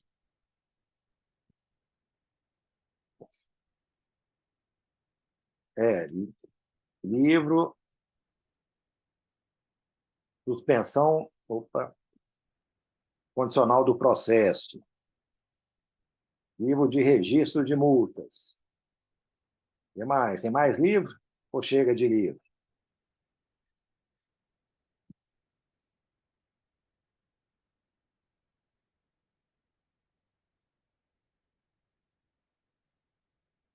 Mais algum? Livro de atas. Boa, Frederico. Ó, já vou colocar um aqui, não tem isso? Ó. Inscrição de dívida ativa, né? De execuções, né? De dívida ativa. Tá, beleza. Mais algum? Mas tá bom, eu tinha colocado 8 aqui. Aí a pergunta que eu... Ó, pessoal, essa é a forma, de certa maneira, que o TRE tem, né? Ou o TSE, eu não sei se isso aí vai de âmbito nacional, mas provavelmente os tribunais se copiam muito, né? Para poder manter o conhecimento. É a forma de armazenar o conhecimento, registrar o conhecimento e permitir a consulta. Aí a pergunta que eu faço é: esses livros fazem sentido? A Cláudia já falou aqui, ó, são desnecessários. Alguém vê sentido neles? O que vocês me dizem? E uma outra pergunta: como é que a gente sabe se esses livros são úteis? Se está usando, se usa, você consulta depois. Que a gente perde tanto tempo criando esses livros e colocando dados nele, depois eles ficam parados. A gente olha uma vez por ano para poder fazer a correção, a autoinspeção. Aí eu sou meio revoltada com papel desnecessário, sabe? Se a gente já tem um arquivo eletrônico no PJE, não tem necessidade de ficar alimentando dados 2 vezes. Eu sou muito revoltada, não posso nem falar, porque eu sou muito revoltada. Não, mas eu falar, mas eu penso da mesma forma. Eu falo assim, ó, esses livros vão ter importância, pessoal, se vocês fazem uso dele. Ah, não, mas é um registro que é histórico, não sei. Mas, por exemplo, o livro de... Assim, vocês não têm mais livros físicos, né? Esses livros são virtuais, não sei, né? Ou não? Vocês ainda utilizam livros físicos? Não, depende da zona eleitoral, ficou a critério das zonas, mas aqui na minha, por exemplo, tá. hoje são todos eletrônicos. Mas é igual é o tal negócio, né, Cláudia? Ah, vou fazer um livro de sentença, mas eu não consigo pegar a sentença lá no processo o dia que eu precisar, né? Já teve colega que falou assim, não, mas eu acho bom ter tudo concentrado num livro, facilita a consulta. Ok, então, assim, talvez para ele faça utilidade, né, pessoal? Então, assim, mas a gente tem que pensar nisso, essa é a forma, será que essa é a melhor forma? Uma outra coisa que tem, né? Já me falaram, e eu percebo aqui, o TRE ele tem muitos assim, fluxogramas, não é? Ele tem manuais. Os manuais são bons, são úteis? O que vocês me dizem? Atualmente são excelentes. Atualmente Né? são excelentes. Por exemplo, Cláudia, que manual que você me recomendaria a leitura? Assim, fala, ó, os manuais da útil. Sejude, por exemplo, que são os manuais jurídicos. São pessoas capacitadas que fazem. Os fluxogramas do Hudson. São pessoas que estudam para fazer, são excelentes, excelentes. Tá vendo? Ô, pessoal, isso é uma forma de investir na gestão do conhecimento. E, por exemplo, então, tem banco de sentença. No caso, para quem quiser ter modelo de sentença, tem um banco de sentenças. Sim, Então, assim, então o TRE ele está preocupado com isso. Como gerir o conhecimento, né? Como fornecer conhecimento para as zonas eleitorais, para que eles, né, tenham mais conhecimento para tomar decisões, para poder executar o serviço. E é isso realmente que acontece. E aí, pessoal, nós vamos ter 2 tipos de conhecimento. Um conhecimento tácito, né? E um conhecimento explícito. Aqui, pessoal, o Alexandre falou, manual de procedimentos cartorários é espetacular. Isso aí é tipo e-book, vocês têm como compartilhar isso comigo? Eu gostaria de dar uma olhadinha, se for possível. Se vocês puderem compartilhar, talvez, lá no grupo do WhatsApp, eu agradeço. Nossa, ele é enorme, ele tem mais de 500 páginas. Se tiver como, eu compartilho. Tem seu e-mail? Fala para a Ana passar o e-mail, que eu acho que é mais fácil passar pelo e-mail. Tá, beleza. Ana, então, eu vou colocar aqui, ó. Eu vou colocar o meu e-mail aqui no... Pronto, está no grupo. Se vocês puderem encaminhar para mim, eu agradeço. Aqui, o Daniel deu uma ideia boa. Nós já pensamos isso também, viu, Daniel? Fazer em termos assim, quase que uma... É isso mesmo, uma Wikipédia, né? É um wiki. Você dá lá um conceito inicial e as pessoas vão complementando, vão colocando sua experiência e tal. E aí tem que ter os curadores, né? A Wikipédia tem os curadores. Eu não sei se vocês já tentaram colocar lá algum verbete. Você tipo assim, é sindicado, né? Você é todo fiscalizado. Eles perguntam isso, às vezes eles reprovam, não aceitam, entendeu? Pedem para corrigir. Então, isso aí realmente seria uma coisa boa. Mas vamos voltar aqui para o conhecimento. Pessoal, o conhecimento tácito é aquele, né, intangível, que a gente não consegue segurar, pegar, ter acesso. O acesso é difícil. Sabe por que é difícil? Porque está dentro da nossa cabeça. Como ainda eu não tenho um leitor de mentes, eu não vou saber o que a pessoa está pensando. E aí, isso vale muito da experiência daquela pessoa. A forma que ela tem para poder passar esse conhecimento é pelo ensino, pela aprendizagem. É possível que as pessoas, às vezes, não estão dispostas, mas seria o único meio. E uma outra coisa, acaba que esse conhecimento ele se replica de uma forma assim diferenciada, vai depender do receptor, vai depender de como é passado esse conhecimento, não é uma coisa muito padronizada. Agora, o conhecimento explícito é aquele que é tangível, ou seja, nós conseguimos pegar. Pegar por quê? Porque ele está armazenado numa mídia. Ele está num livro, ele está num e-book, ele está no YouTube, num vídeo, num filme, né? E aí o que acontece? Para compartilhá-lo é muito mais fácil, às vezes é uma troca, uma sessão, uma cópia, né? E a reprodução dele também fica muito mais fácil. E por que eu estou falando tudo isso? Eu estou falando tudo isso, pessoal, pela seguinte razão. Tem dois autores japoneses, o Nonaka e o Takeuchi, que eles falam dessa espiral do conhecimento. E eles falam que o conhecimento vai modificando de tácito para explícito, explícito para tácito e tal. E uma coisa que eu noto muitas vezes na justiça eleitoral, aliás, na justiça brasileira, nós temos muito conhecimento tácito que poderia se tornar explícito. E a gente, às vezes, não faz isso. Nós tivemos uma apresentação da doutora Lúcia, não sei se alguém conhece a doutora Lúcia, ela era juíza lá, acho que em Ouro Preto. Foi na... Obrigado, viu, Cláudio? Foi lá na segunda-feira. Gente, a doutora Lúcia, eu fiquei encantado com ela. Eu falei, nossa, isso aí que é juiz de verdade, juiz eleitoral, das coisas que ela fez. E aí chegava e falava assim, ah, não, ela se aposentou. Eu falei, ó, tá, tudo bem, mas aqui, será que ela deixou algum legado escrito? Alguma coisa assim, sabe, que a gente possa... Será que toda a competência, o conhecimento aposentou-se com ela? Talvez isso tenha acontecido. E é uma pessoa que ela poderia contribuir demais. Ela contribuiu efetivamente para a justiça eleitoral, mas ela poderia disseminar o conhecimento, a experiência dela de uma maneira muito mais larga. Mas, às vezes, o que aconteceu era um conhecimento tácito que ela teve que não se tornou explícito. Então, nessa espiral que o Nonaka e o Takeuchi falam, o que eles mencionam? Ó, vamos começar aqui. Ó. Eu estou aqui com conhecimento tácito dentro da minha cabeça, eu resolvo torná-lo explícito.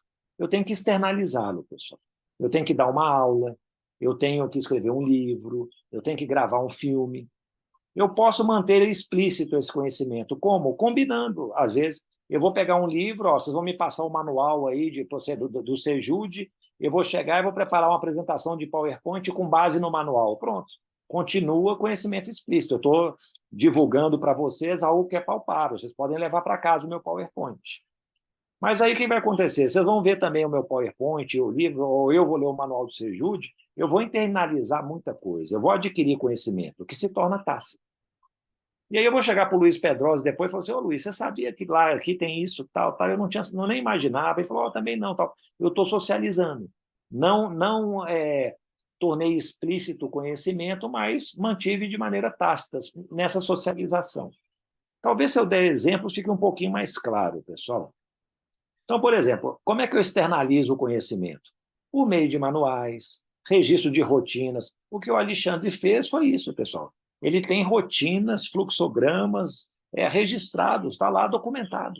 Qualquer pessoa, igual ele falou, um mesário inexperiente, ele pega aquilo, ele consegue aplicar. Então, estava tudo na cabeça dele, pela experiência, ele documentou. E aí, o que vai acontecer? Eu falo, não, Alexandre, é que não vamos fazer só isso, não.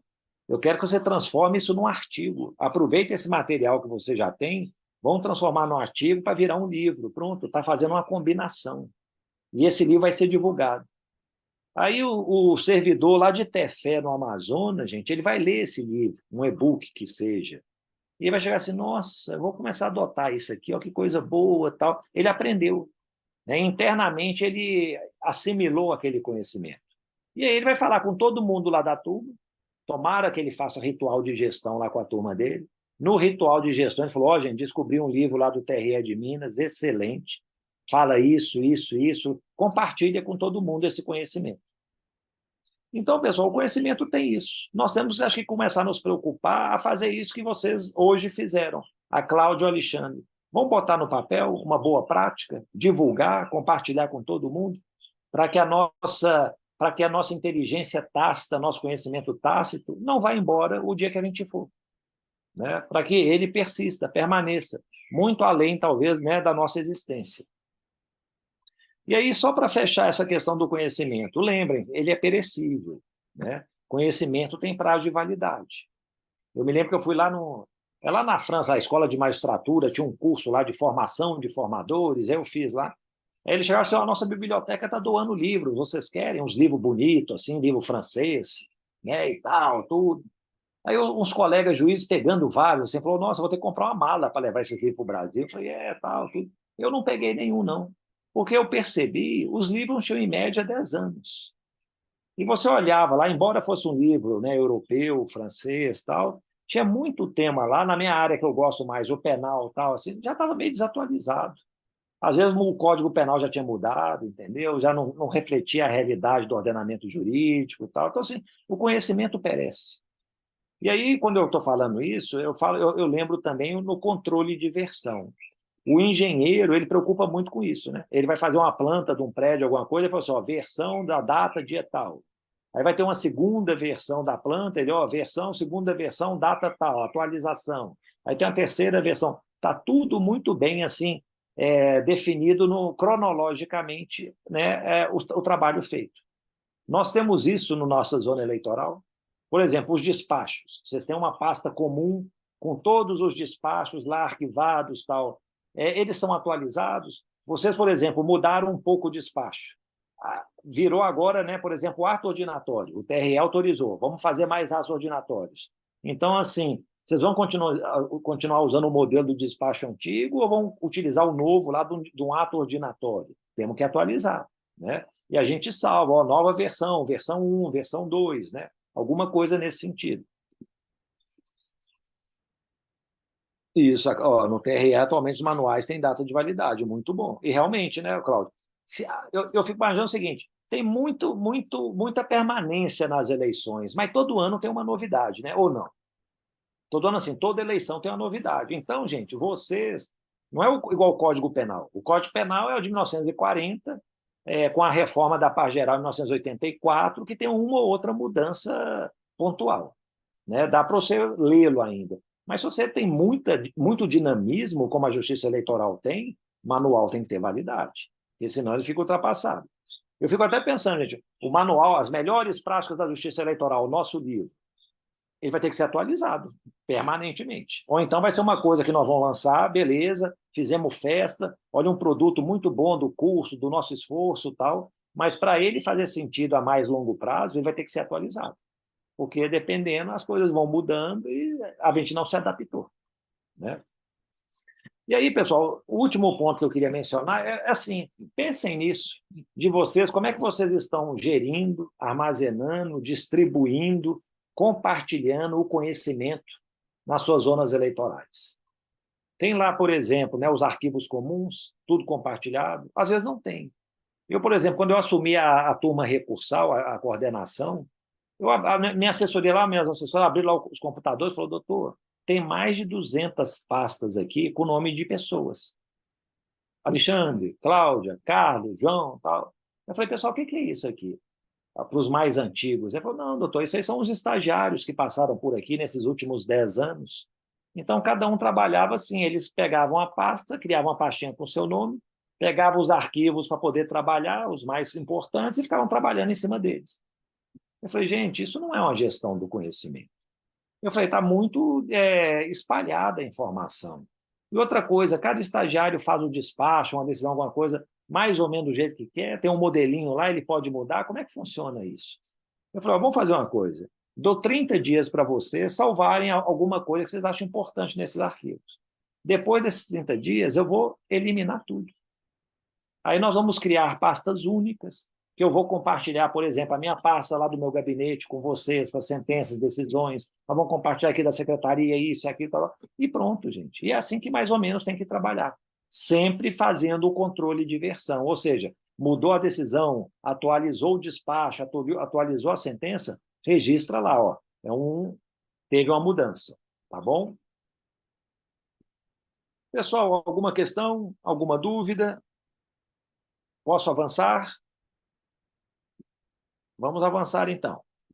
Vou falar agora para você sobre gestão de competências. Nós estamos falando aí de treinamento, muitos treinamentos, estamos num curso, né, de capacitação. Pessoal, o objetivo é justamente esse, é atribuir, conferir competências para vocês. Competência é o quê? É justamente aqui, é você ter conhecimentos, habilidades, atitudes para executar uma determinada atividade, cumprir um certo propósito, né?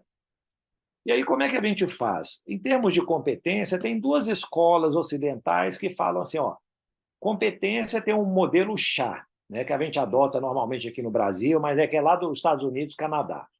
É o conhecimento, habilidade e atitude.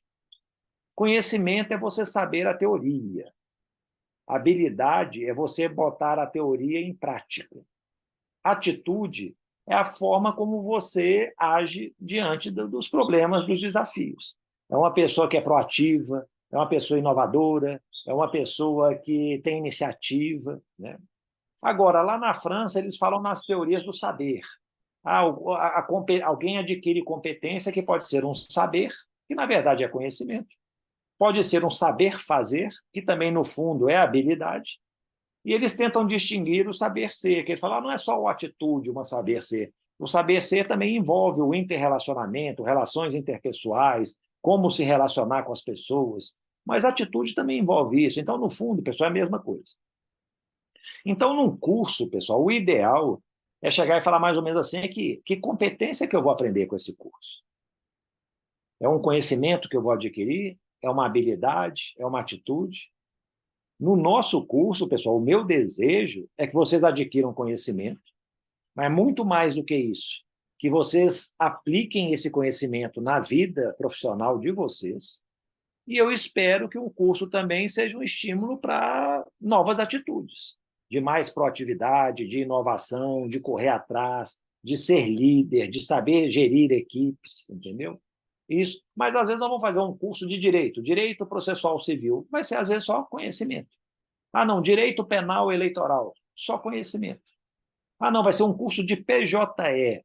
É um curso talvez mais só de habilidade, como manusear o sistema, né? Então, assim, a gente tem que pensar nisso. E aí, como é que normalmente deveria funcionar, né, a gestão da competência? Pessoal, aqui, ó, que competências vocês precisam para trabalhar aí no cartório eleitoral? O tribunal talvez chegou e falou assim, aqui, ó, eles precisam de competência em gestão. Então, vamos lá arrumar o curso de administração judicial aplicada. Quais competências que você já possui? Às vezes nós chegamos num tribunal e ele chega e fala assim que não, eles acabaram de ter curso sobre liderança, sobre motivação. Vocês não precisam falar sobre isso, não. Ou seja, eles já adquiriram essa competência. Vocês podem falar sobre fluxo de processo, gestão de acervo, gestão de audiência, né? Uma coisa que não se faz, gente, é desdobrar as competências em indicadores. Sabe para quê? Para saber se o curso fez ou não sentido, fez diferença ou não. E aí você vai dar o curso, promover as ações. Deixa eu dar um exemplo, talvez fique mais assim claro. Imagine vocês, ó, foi autorizado pelo TRE que vai se elaborar atos ordinatórios, né, em maior amplitude pelo cartório. Ok. A pessoa sabe fazer isso? Muitos vão saber fazer, eu já fazia despacho, eu faço sentença, fazer ato ordinatório é muito simples. Mas aqui tem gente que talvez não saiba. Então, assim, como é que eu vou saber se uma pessoa sabe ou não fazer? Que indicador que eu teria? Talvez o número de atos que eu pratico, ordinatórios que eu pratico no mês. Se eu pratico muitos, talvez signifique que eu tenho desenvoltura. Não, vamos considerar assim, número de atos aprovados pelo juiz. Eu submeto para o juiz um determinado ato, ele diz sim ou não. Se ele falar que está ok, eu vou replicar para outros casos. Mas o juiz está dando bomba em todos os meus, ou seja, eu estou tendo acho, uma dificuldade de elaborar o ato ordinatório. Como é que a gente mede essa capacidade da pessoa? Vamos medir mensalmente. E aí vamos dar o treinamento. Que treinamento que eu tenho que dar? Talvez em direito processual, talvez sobre gestão de processos, né? Uma forma de conduzir os processos de maneira mais assim, objetiva.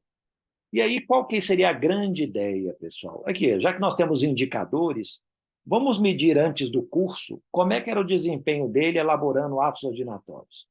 Agora, passados 3 meses, vamos medir o desempenho da pessoa após o curso nessa habilidade. E aí a gente vê se o curso fez sentido ou não. O grande problema no Brasil, na área jurídica, é que não tem isso, né? Essa medição. Normalmente, a medição é uma percepção. Ah, você gostou do curso? Gostei, foi jóia, eu estou implantando aqui, tem boas dicas, tá? Mas é que melhorou a vida da população? Melhorou sua vida, sua qualidade de vida profissional? O curso realmente teve um diferencial no exercício da atividade no cartório eleitoral? Muitas vezes a gente não chega a isso. E é interessante, né, como é que os americanos eles são muito mais pragmáticos que a gente. Eu tenho a clínica lá de trabalho escravo no FMG, eles me chamaram para dar uns cursos aí sobre trabalho escravo, tráfico de pessoas, é a American Bar Association, né, a OAB americana. E eles fazem questão, é exigência do curso. Aqui, ó, faça 10 perguntas para as pessoas antes do curso e 10 perguntas para as pessoas após o curso, para ver se elas assimilaram alguma coisa. Não é o melhor critério, né, pessoal? Tipo assim, eu estou perguntando só de conhecimento. Ah, ele adquiriu mais conhecimento, mas igual o nosso curso, nós temos que saber, vocês adquiriram mais habilidade, vocês adquiriram mais atitude, isso para mim acho que é até mais importante do que conhecimento. Eu gostaria de chegar ao final e falar assim, nossa, aqui, ó, o nosso cartório mudou demais, nós estamos fazendo ritual de gestão, eu agora estou consultando os relatórios, não estou mais em voo cego, a gente começou a adotar essas regras de priorização, nós estamos fazendo aqui as reuniões com a equipe, ou seja, a minha forma de liderar melhorou muito, o pessoal tem dito isso. Isso, para mim, realmente faria diferença. Mais do que você saber o conhecimento sobre gestão, né? Mas competência é assim. E um gráfico que eu gosto muito de trazer é este aqui. Competência versus consciência. A gente começa na incompetência inconsciente, vai para incompetência consciente, passa para competência inconsciente, consciente e chega na competência inconsciente. Eu vou até corrigir isso aqui, esse aqui não pode falhar, não. Tem que estar perfeito para vocês entenderem. Vocês não entenderam nada mesmo, não, né, pessoal? Mas o objetivo era esse. Era que vocês não entendessem mesmo, que eu vou explicar melhor agora. Só ajeitar aqui, pronto. Vou voltar. Pessoal, o que isso significa? Talvez, se eu der um exemplo, fique mais claro para vocês. Vejam bem, eu vou a pé todo dia para o meu trabalho, né? Estou lá andando 30 minutos para chegar no trabalho. Um dia estava chovendo, eu falei, eu estou sem guarda-chuva, tal, deixa eu ficar aqui debaixo da marquise, esperar essa chuva passar. Mas aí chega um colega de carro, falou, fulano, você está aí, vai lá para o trabalho, vamos lá, entra aí, te dou uma carona. Eu entro correndo, em 5 minutos eu cheguei no trabalho. Olha que maravilha. Pô, eu não sabia que ter carro e saber dirigir era tão bom assim, não. Eu estava na fase da incompetência, não sabia dirigir carro, inconsciente, não sabia da importância de se dirigir um carro. Aquele momento ali me deu um estalo. É importante eu dirigir, gente. Por que eu não aprendi a dirigir antes? Eu continuo incompetente, mas agora a minha incompetência se tornou consciente. Uma vez que eu sei que eu sou incompetente, deixa eu mudar esse estado de coisas. Eu vou fazer o exame de legislação, matricular na autoescola, psicotécnico, exame de rua, fui aprovado, obtive aí a CNH. Hoje eu sou competente, eu fui habilitado, porém, é uma competência muito consciente. Eu vou fazer uma baliza, eu fico suando, eu faço 2, 3 vezes. O meu carro é manual, eu estou lá numa subida, no sinal, estou fazendo o controle de embreagem, ele vai e volta para frente, eu lá suando, eu estou muito ainda preocupado com o que eu faço. Até um dia que eu vou chegar lá no trabalho, vou trabalhar, saio para ir para casa, eu vou pensar assim, onde é que eu parei meu carro mesmo? Eu nem me lembro onde que eu estacionei. Por quê? Porque eu cheguei nessa fase da competência inconsciente. Eu faço as coisas muito bem feito no automático. Então, pessoal, nas habilidades, né, nessas competências que a gente está falando, os treinamentos que vocês estão fazendo, vocês normalmente vão passar por isso aqui. Ó. E o ideal é que se chegue aqui em cima, uma competência inconsciente. Quando eu trabalhei em Montes Claros, no final lá dos 2 anos, eu acho assim, minha equipe, eu acho que estava nessa fase aqui, ó, da competência inconsciente. O serviço funcionava assim, quase que no automático. Eu brincava lá, falei, gente, vocês não precisam nem mais de juiz aqui, não, já está no automático. A bola redonda, de um setor para o outro, parecia até telepatia, assim, funcionava muito bem. Então, assim, isso é ótimo você trabalhar num ambiente desse, né? Mas aí também tem um perigo, né, gente, um risco. Zé Rubens está perguntando, qual seria a vantagem prática dessas distinções? Zé Rubens, é o seguinte, treinamento. Se eu estou treinamento e prática. Por exemplo, eu estou aqui numa fase de incompetência inconsciente. Aqui, gente, talvez seja isso. Ó, vocês não sabiam que gestão, não digo todos, alguns, pode ser uma minoria, saber gestão é importante para o cartório eleitoral. Vocês não sabiam fazer gestão, digamos assim, nem viam importância nisso. Aí vocês têm contato com um colega que administra muito bem, vocês percebem isso. Vocês começam a fazer um curso e começam a ver a importância disso, vocês vão... E aí o que acontece? Quando você percebe isso, você vai buscar treinamento, você vai buscar melhorias, aprimoramento. E aí o que vai acontecer? Você vai buscar esse conhecimento, tal, tal. Se você está, por exemplo, nessa fase de competência consciente, você tem que praticar mais. Você ainda não está bom. Por quê? Você sabe dirigir, mas você tem que treinar mais, você está muito inseguro. Então, você precisa praticar mais. Tal. Então, assim, acho que isso ajuda nos treinamentos, justamente na formação das competências das pessoas. Você fez um curso EAD para uma pessoa ali e tal, ela já chegou do início do curso até o fim nesse nível aqui de competência consciente, ó, que maravilha. Mas a maioria não chega. Isso significa que o quê? Você tem que reforçar o treinamento da pessoa. Então, assim, você tem que ver. Aí você fala assim, não, ele até está fazendo direitinho, mas você vê que ele faz devagar, ele faz pouco, ele ainda não está... Daqui a pouco, com mais treinamento, com mais prática, ele vai adquirir aquilo. E acho que o papel da liderança é tentar fazer essa leitura, Zé Rubens. Sabe aqui, ó, em que nível que a pessoa está nessa competência, nessa habilidade? O que eu posso fazer como líder para melhorar, para que ela chegue aqui na fase da competência inconsciente? Então, acho que a ideia seria basicamente essa. E uma outra coisa, pessoal, relacionada a esse gráfico. Aqui, vamos tomar cuidado com essa armadilha. Às vezes a gente acha que está aqui e no final a gente está aqui embaixo, se a gente não se atualiza. Imaginem vocês, eu estou aqui falando de gestão, estou gerindo lá meu gabinete, minha vara, que maravilha, competência inconsciente. Só que aí, ó, eles estão desenvolvendo estudos de inteligência artificial, desenvolvendo robôs, algoritmos, tal, que melhora, supera qualquer gestão que exista. Inventaram um robô que indica para o juiz o que fazer dentro da sua vara, considerando questão de prazos, não sei o que, tal, orienta o juiz o que tem que fazer. Eu não sei da existência desse robô. Gente, eu estou aqui na incompetência inconsciente. Eu não sei o que esse robô faz, eu nem sabia que ele existia, mas agora que vocês comentaram para mim, eu já sei, eu quero entender melhor. E aí eu começo a ver e eu falo, nossa, tem toda a lógica o trabalho, sabe? Então, assim, a gente tem que estar se atualizando o tempo todo. Porque senão a gente acha que está aqui no topo e com essas evoluções, como igual a Cláudia falou, ó, tem manual de validade, tem validade os nossos manuais. Conhecimento é perecível, ele tem prazo de validade. Nós temos que estar nos atualizando muito. Então, por um lado, é muito bom ouvir vocês falando que tem muitos cursos no TRE. Por outro, assim, eu acho que é só saber conciliar, né? Se vocês estão conseguindo realmente usufruir e aproveitar dos cursos, excelente, né? Isso aí é muito bom.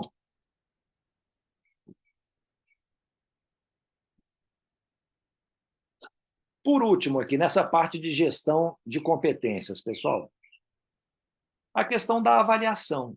Vocês fazem a avaliação de desempenho? Vou perguntar como os livros. A avaliação de desempenho é como os livros aí? Não tem muita utilidade? É mais formal do que real? O que vocês me dizem?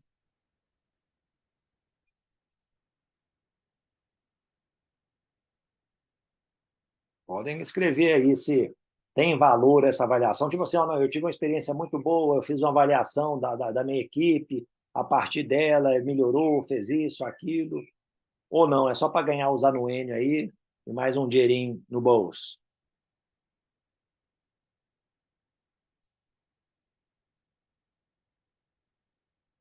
Porque normalmente as avaliações são atreladas a isso, né, pessoal? Nas carreiras, não só jurídicas, né? Assim, poder público, e mesmo às vezes iniciativa privada, dependendo. Mas assim, você, né, por tempo de serviço, se você foi bem avaliado, você vai ter uma promoção, né, na carreira. E me falaram que parece que no TRE são 13 promoções, né? Parece que são 13 anos de avaliação. Aí chega no fim da carreira, não é isso? é uma coisa que talvez precisasse ser ajustada, né, pessoal? Imagina, qual que é o tempo médio de permanência no TRE?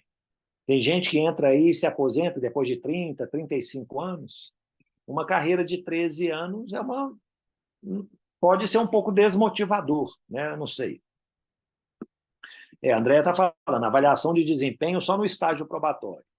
O Andréia, o pessoal, mas e as avaliações? Acho que em todos os tribunais é assim, mas e a avaliação para você ir promovendo e ganhando, né, assim, a promoção na carreira? Mudando lá de. Como é que chama? Não é patamar, não, esqueci. Não tem. A Cláudia falou que tem. Pai, agora eu não sei o nome, não lembro o nome certinho. A gente tem avaliação, sim, anual. Tá, e quem faz essa avaliação, Por Cláudia? exemplo, eu sou a chefe de cartório. Quem faz a Isso. minha avaliação é o juiz. É o juiz. E você avalia da sua equipe. No momento, não, porque eu sou a única servidora do quadro. Então, as minhas servidoras são Você é uma requisitadas. equipe, então. Eu sou uma Né? equipe. É, Mas, tá, mas seria o certo, seria fazer a avaliação, sim. tá. Aqui, pessoal, Eu em acho termos de. interessante. Se ela é bem usada, ela é ótima. É. Isso, a André está perguntando, quanto tempo de tribunal que você tem, Cláudia? 9 anos. Ah, porque você não passou dos 13, né, Andréia? Esse que é o pulo do gato? Depois dos 13 anos, não precisa avaliar mais. Talvez seja isso, né, André? Confirme se seria isso. Pessoal, de qualquer maneira, é o seguinte, ó, só dando algumas luzes aí. Já ouviram falar em avaliação 45 graus, 90 graus, 360 graus? O que isso significa? A avaliação 45 graus é o que a Cláudia mencionou, né? Por exemplo, o juiz vai avaliá-la, a Cláudia avaliaria, em tese, o servidor que está lá trabalhando com ela, já que ela é a líder do cartório. Eu vou parar de chamar de chefe de cartório, gente. O chefe está ultrapassado, a líder do cartório. E aí o que acontece? É uma avaliação direta. Existe a avaliação de 90 graus. A pessoa se autoavalia e aí o chefe vai avaliá-lo também. Na Justiça Federal, no meu tribunal, funciona dessa maneira. Né? A minha assessora ela se autoavalia, chega para mim e eu faço a avaliação dela. É 90 graus. Temos a avaliação que eles chamam também de 360 graus. Isso aí é mais complicado, é mais custoso. A pessoa se autoavalia, o chefe avalia, os colegas avaliam, o cliente avalia. É cheio de avaliação por todos os lados, entendeu? Por isso que fala que é 360, está rodeando a pessoa inteira. Né? A Andréia está com 27 anos de tribunal, então está explicado. Não tem mais avaliação. Juliane aqui esclareceu. Obrigado, pessoal. O pessoal aqui, ó. Faz sentido avaliar a pessoa uma vez por ano? Eu acho que não. Eu acho que a avaliação, sabe o que é? É diária. Aqui, sabe o que é? É o feedback. Eu tenho lá uma assessora que é ótima, gente. Ela corre atrás das coisas, coitada. Eu fiz uma audiência hoje, 8 da manhã. Ela falou que ela foi dormir às 2 da manhã para resolver isso. Eu falei, você desculpa. Aí ela falou, não, faz parte, a gente tem que fazer isso. Eu falei, não, tá bom. Mas também ela conta comigo. Se ela chegar para mim e falar assim, não vem trabalhar segunda-feira, não precisa vir trabalhar, não. O dia que você quiser. Mas o que acontece? Estava lá na audiência, eu vi que ela estava assim, falando alto, não sei o quê, estava muito agitada tal. E eu cheguei para ela depois, aqui, vamos tentar manter uma coisa mais. Precisa do feedback, pessoal. Sabe assim, é o tempo todo. Né? Às vezes até assim, pode estar perturbando um pouco a audiência, dificulta a concentração das pessoas, tal. É coisa muito simples. E ela já vai dar uma cara, não percebi. Pronto. Eu não preciso, acho que, esperar um ano para chegar assim, várias audiências aconteceram e você estava falando alto ali, incomodou. Não, gente, é na hora. Feedback é todo dia, entendeu?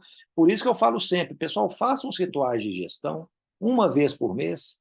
Nesse ritual de gestão, vocês vão dar o feedback para as pessoas da equipe, para o estagiário, para o requisitado. Aí vai chegar assim, eu vi que vocês tentaram fazer ali aquela coisa ali, a iniciativa foi muito boa, mas não deu certo, pessoal. Pensa nisso e não sei o quê, tal. E vai dando. Fulano aqui, porque tem um EAD aqui no TRE, é o PROIN, né, gente, que chama?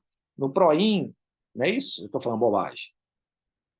Aí, no nosso EAD aqui, tem um curso lá, faz esse curso, acho que vai ser muito importante para você, para poder aprimorar esse seu trabalho e tal. Então, assim, é o papel da liderança fazer isso. Eu acho assim, se por acaso né? Vocês têm o ritual de gestão, o feedback permanente na equipe, beleza, talvez fazer uma avaliação anual.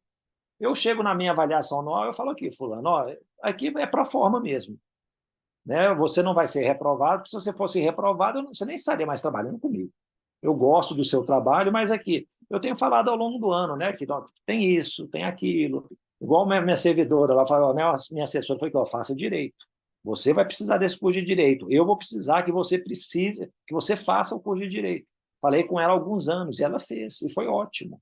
E ela agora está me ajudando demais, porque eu vi que ela precisava daquilo. E ela, assim, não fazia parte da mentalidade dela fazer um curso de direito. Ela não estava nos planos, né? Então, assim, pessoal, eu acho que temos que pensar nessas possibilidades de nós, né, fazermos assim feedbacks periódicos, né, nos rituais de gestão, durante o trabalho semanal. Ô, gente, e feedback não é o ferra-back, né? Não é para ferrar a pessoa, não. É para você chegar e falar assim, aqui, ó, vamos melhorar. Como é que eu posso melhorar? Eu acho que você pode melhorar dessa maneira, né? E aí a liderança sugere, aponta caminhos. Esse é o objetivo. E nós, pessoal, mais do que iniciativa privada, nós temos, acho que um aspecto mais cristão, né? Que a gente tem que recuperar a pessoa. Na iniciativa privada, às vezes, você chegou, corta a cabeça, manda embora. Aqui no serviço público é muito mais difícil, né? A pessoa tem estabilidade, a pessoa precisa de um processo administrativo, às vezes é uma burocracia grande para poder tirar a pessoa.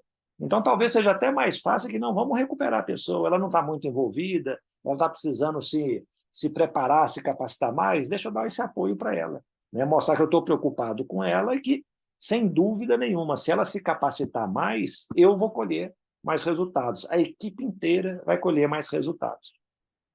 Então, assim, eu acho que é permanente, mas uma vez por ano, para você fazer uma avaliação dessa, acho que também não faz mal, né? Você está identificando aí por que o desempenho não está ideal, você vai sugerir treinamento, né? Vai sugerir capacitação, vai poder perceber o quanto que você pode contar ou não com aquela pessoa, né? E até mesmo para saber a eficácia do programa. Imagina, ó, eu vou falar aqui para o servidor requisitado fazer o curso lá de processo e gestão de processos para elaboração de atos ordinatórios. Aí ele faz o curso de um mês, sai do curso, nossa, eu não aprendi nada. Ué, então o curso não está servindo. Ou então ele não estudou, das duas umas. Aí tem que ver qual que é ele que está faltando dedicação ou é realmente o curso que não está sendo útil, não está sendo eficiente. Por fim, pessoal, já falei demais, né? Deixa eu já ir para desacelerando. Questão de protagonismo. Pessoal, o protagonismo é uma coisa assim, né? Acho que na vida nós temos duas opções. Tem até eu estava lá conversando com o Kleber, né, que também manda as mensagens no ambiente virtual. Hoje eu falei com ele, aqui, ó, eu acho que para essa situação aí, a situação que ele estava contando é uma situação meio hipotética, assim, mas caótica. Eu falei, ó, leia o livro do Viktor Frankl, né, que é Em Busca de Sentido. É uma coisa assim, quando a pessoa está na pioral, qual que é o sentido da vida? Como ela pode encontrar sentido? E ele realmente ele perdeu, acho que a família toda num campo nazista, ele foi o único sobrevivente, ele estava assim, eu não tenho mais sentido para viver. E aí o livro ele conta toda essa história, não, tem que achar um sentido sim, tal, tal. Então, assim, na vida a gente tem opções, por pior que seja a situação. A gente pode tentar assumir responsabilidade, o destino da nossa vida, ou podemos abdicar dessa responsabilidade. Esse quadrozinho aqui, esse gráfico, mostra um pouco disso, como as coisas normalmente acontecem. Quando a gente está abdicando, acho que o nível mais baixo aqui é quando a gente ignora a situação. Ó, nem estou vendo que tem problema. Nem sei que ele existe. Estou ignorando. Ou então eu começo a colocar a culpa nos outros. Vamos imaginar uma situação mais concreta. Aqui, ó, eu tenho problemas de relacionamento com o chefe do cartório. Bom, eu posso tentar ignorar esse problema. Ó, isso não vai durar, pessoal. Ah, não, o chefe é terrível, ele é péssimo, deixa eu colocar a culpa nele. Eu não tenho culpa nenhuma. Ou então, assim, ó, eu não posso fazer nada, eu sou um mero aqui, né? Eu sou um técnico, ele é o analista e é o chefe, eu não faço nada, não tenho poder. Então, pronto. Ou então, vamos ver se as coisas melhoram, deixa eu esperar mais um pouquinho. Isso ainda está na fase da abdicação, de você não tomar atitude. Não estou dizendo, pessoal, que para cada problema, cada desafio, você tem que tomar atitude o tempo todo. Eu já passei por muitas situações na vida, e vocês também, que às vezes eu chegar e falar assim, ó, deixa quieto, deixa a poeira baixar. A poeira baixa, você meio que esquece e tal, mas não dá para resolver todos os problemas da vida desse jeito. Então, às vezes, você precisa começar a assumir essa responsabilidade. Reconhece que o problema existe e começa a agir. Assume o protagonismo, tenta achar a solução, vai procurar o chefe, vai ter uma conversa franca com ele, sugere, né? Pergunta para ele o que está incomodando, por que ele está acontecendo, o que você poderia melhorar, tenta implementar soluções, porque senão o que vai acontecer? Você vai ficar lá na parte de baixo. Como é que ele fala assim? Desempoderado, né? E isso não é uma melhor opção. E aí, né, nós vamos acabar a aula aqui em breve, né? Queria deixar algumas reflexões, mas assim, pensem, pessoal, em desafios que estão passando hoje. Podem ser profissionais, podem ser pessoais. Qual que é a minha situação? Né? Onde que eu estou? Onde que eu gostaria de estar em relação a isso? Né? O exemplo do chefe, onde eu estou? Eu estou em litígio com o chefe. Onde que eu gostaria de estar? Eu não queria estar em litígio com o chefe. E o que eu preciso fazer, então, para poder agir? E aí, talvez isso, às vezes a gente vai agindo aos pouquinhos. Naquela escala de responsabilidade, qual que é a minha posição? Eu estou negando a existência do problema? Eu estou esperando para ver? Já tem quanto tempo que eu estou esperando para ver? E nunca vejo, nunca acontece. O que eu devo fazer, talvez, para subir um degrauzinho? Em vez de esperar para ver, assumir a responsabilidade. Se eu fizer isso, o que eu perco? O que eu ganho? O que vai acontecer? Então, pessoal, vamos pensar nisso, porque assim, todos vocês não, a maioria de vocês são líderes de cartório. E vocês estão lá numa equipe muito reduzida, muito pequena, né? Estão trabalhando com muitos desafios. A Cláudia não deve ser um caso isolado, uma equipe, está lá sozinha, né? Então, assim, vocês têm um impacto muito importante aí no trabalho que vocês fazem, né? Vocês são o reflexo da justiça eleitoral na cidade onde vocês atuam, no município. Então, assim, né, vocês têm que ser protagonistas, né, de mudanças, de melhorias de prestação judicional para a sociedade, de atendimento e de tudo mais, né? Então, assim, não deixem de assumir esse protagonismo. Pessoal, gostaria, se possível, de voluntários, né, para no próximo encontro. Mas aí um detalhe, pessoal. Quarta-feira que vem, dia 15, mais um feriado que nós teremos. Então, fica aquela situação. Fiquem à vontade para escolher outra turma, né? E aí, o que eu vou dizer para vocês? Teremos aula na segunda-feira. A Ana depois coloca no grupo, né, Ana, explicando certinho. Segunda-feira, de 1h30 às 3h30 ou 4h30 às 6h30. Teremos na terça, na parte da manhã, de 8h30 às 10h30. E teremos, excepcionalmente, na sexta-feira, de 1h30 às 3h30. A Ana vai colocar lá, né, esses 4 horários, vocês decidem qual podem participar.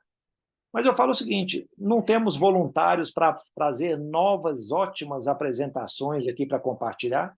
Se não na aula conjunta, né, assim, na próxima aula, na seguinte, entendeu? Teríamos alguém aqui, quem se habilita para poder trazer uma ótima prática aí, compartilhar com os colegas. E um detalhe, pessoal. Mesmo quem já apresentou. Pessoal, animem a fazer um ritual de gestão. Eu gostaria que, antes do fim do curso, vocês fizessem isso. Vão convidar o juiz eleitoral, a juíza eleitoral, vão chegar para o juiz e falar que, esse aqui é o nosso acervo, ele está nessa situação, tantos paralisados, fala, não, ele está zerado. Isso aqui são os nossos indicadores mais importantes. Eu acho que o tempo parado no Infodip, que mais? O número de prestações de contas, tal. Temos aqui na nossa equipe tais pessoas, as atribuições delas são essas, né, para conhecimento.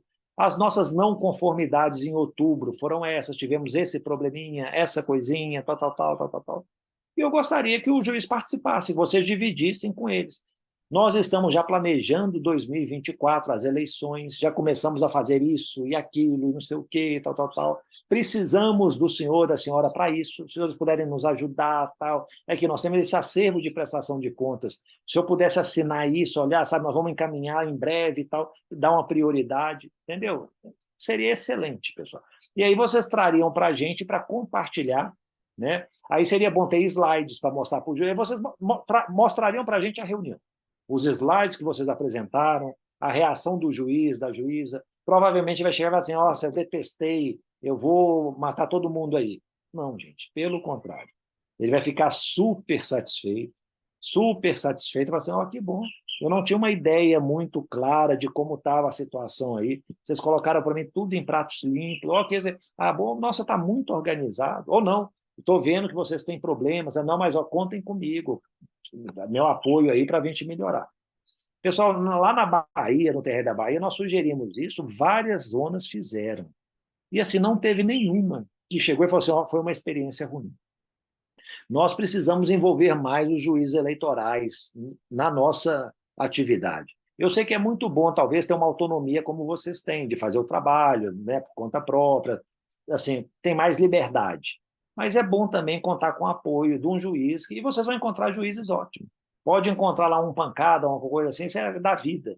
Mas a maioria deve ser pessoas muito boas, está disposta a trabalhar como vocês. Provavelmente tem vidas de cartório aqui que não dá para trabalhar, mas a maioria, pelo que eu vejo aqui, deve ser de trato finíssimo, né? Então, a gente tem que começar a cultivar isso. Então, assim, nós vamos ter mais alguns encontros. Eu gostaria que até o fim do curso tivéssemos apresentações sobre isso. E novembro é uma boa data, por quê? Porque fechou o mês de outubro. Vocês têm, por exemplo, estatísticas de outubro, o que aconteceu em outubro, tal, para poder trazer e fazer a reunião, tá bom? A Ana colocou aqui, a Clarice, né, Ana? Pronto. Então, a Ana me mandou uma mensagem aqui, a Clarice já se ofereceu para apresentar na próxima semana. Teremos mais alguém? Como vocês vão assistir aula em outras turmas, eu nem vou insistir muito, não. Mas aqui, ó, eu vou insistir em duas coisas, pessoal. No ritual de gestão e no livro. O livro, a Ana vai começar os contatos aí para a gente sair um livro bem bonito, fazer um lançamento aí em fevereiro já e começar a divulgar isso, tá bom? Com festa e tudo. A festa é por conta de vocês, viu, pessoal? Deixa eu agora colocar aqui os finalmente. Pessoal, então, próximos passos. Pensem no ritual de gestão. Apresentações eu coloquei dia 13 ou 14, mas agora também surgiu um novo horário, no dia 17, que vai ser de 1h30. Tá? É porque tinha uma aula dia 14 de 1h30 às 3h30. Ela foi transferida para o dia 17. E nessa semana já está aberto lá no ambiente virtual gestão do conhecimento, gestão de competências, tá? Em mais detalhes para vocês poderem assistir e ler, tá bom? Pessoal, se não tiver nenhuma dúvida nem nada, agradeço muitíssimo aí a presença de todos, a audiência, as excelentes apresentações de hoje, como está sendo aí o perfil da turma, apresentações de altíssimo nível, e espero aí, né, vê-los aí semana que vem, novamente, né, falando e discutindo mais temas relacionados à gestão de pessoas na Justiça Eleitoral. Tá bom? Bom fim de semana e até semana que vem. Boa tarde, pessoal. A pé.